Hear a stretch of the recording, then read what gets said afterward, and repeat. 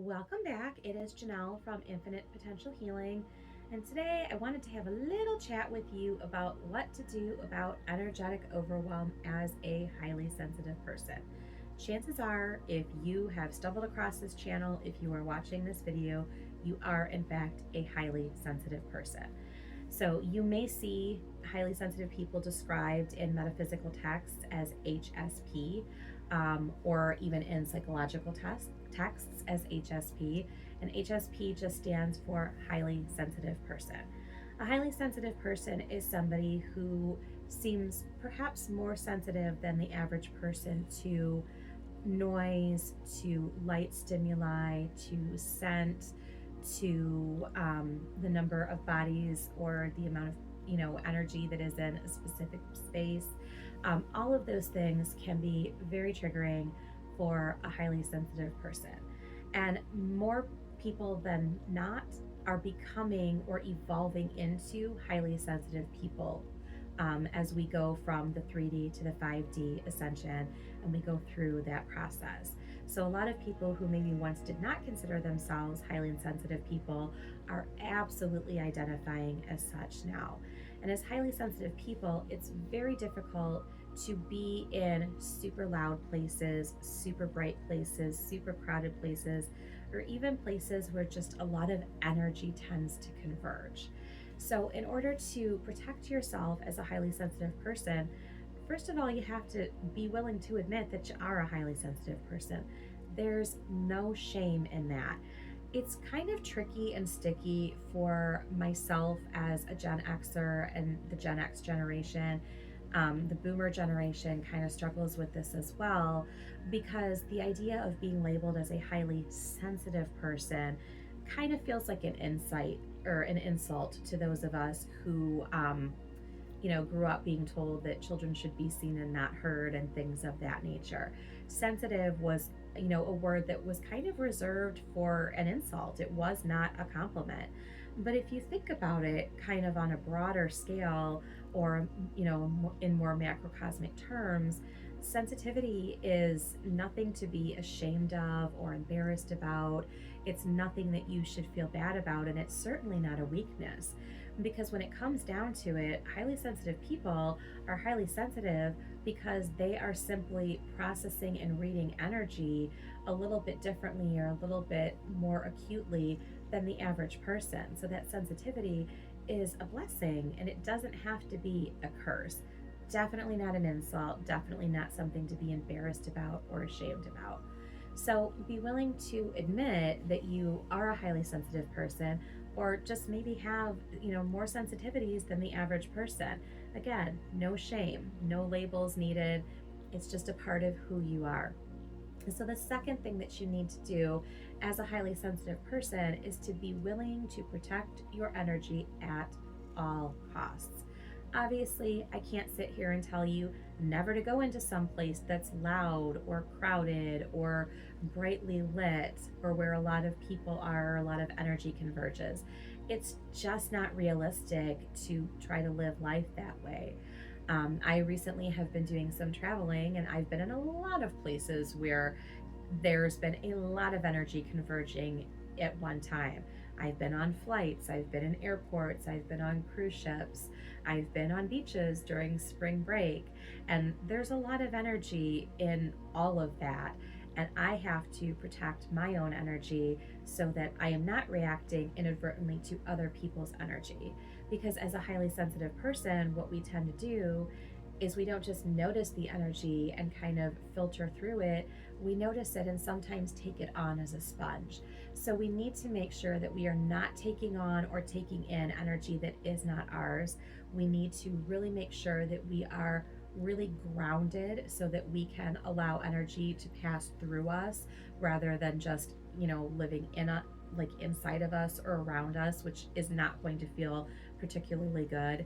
Definitely not shiny, happy vibes if we are taking on and taking in everybody else's energy. We also want to make sure that we are really well shielded so that we can protect our energy to the best of our ability.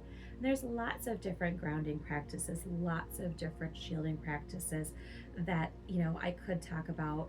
one of my favorite grounding and shielding practices is simply to pull light down through each of my chakras so that I am setting up a two-way shield. And the reason I'm saying two-way shield is because I want love and light and happy energy and appreciation, gratitude, all of those beautiful positive emotions. I want that to be able to come into me.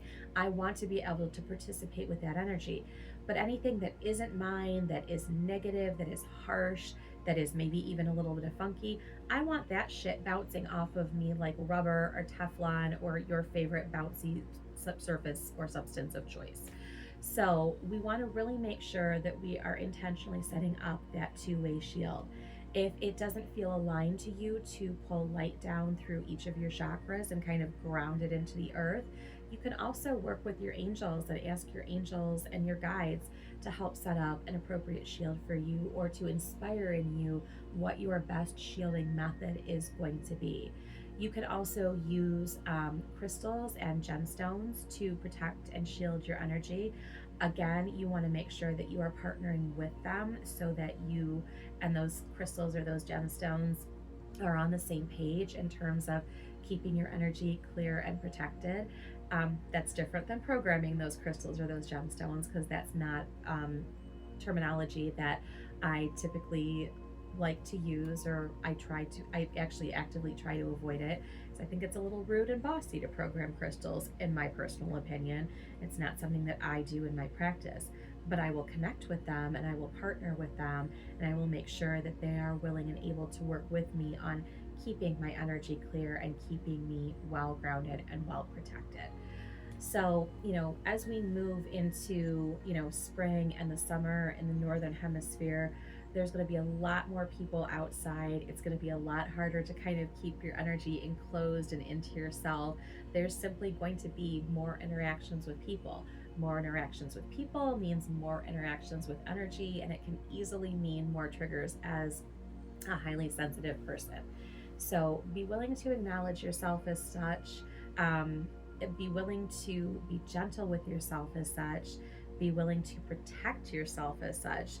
And when you do take on that energy, if you are in any of those places that just really feel energetically overwhelming to you, and you find that you feel drained, or your energy feels funky, or maybe you are carrying, energy that isn't yours or doesn't belong to you, be willing to take steps to remediate that energy as well. So one of my favorite practices, if I have been in an environment like that, is I love to take a sea salt bath, because sea salt baths will help you to clear and balance your energetic field and your whole energetic field, your emotional, mental, and spiritual energetic field. Then if you add some Epsom salts in there, now it's balancing your physical energy shield as well. So you're multitasking as you take a sea salt bath. I also always keep a chakra spray in me, on me, or near me. You're gonna have to edit that out. I also always keep a chakra spray near me so that I can use it.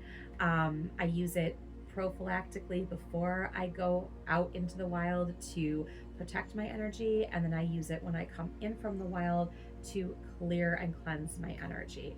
So energetic management is absolutely essential for highly sensitive people. It's not something that can be ignored. It's not something that can be skipped.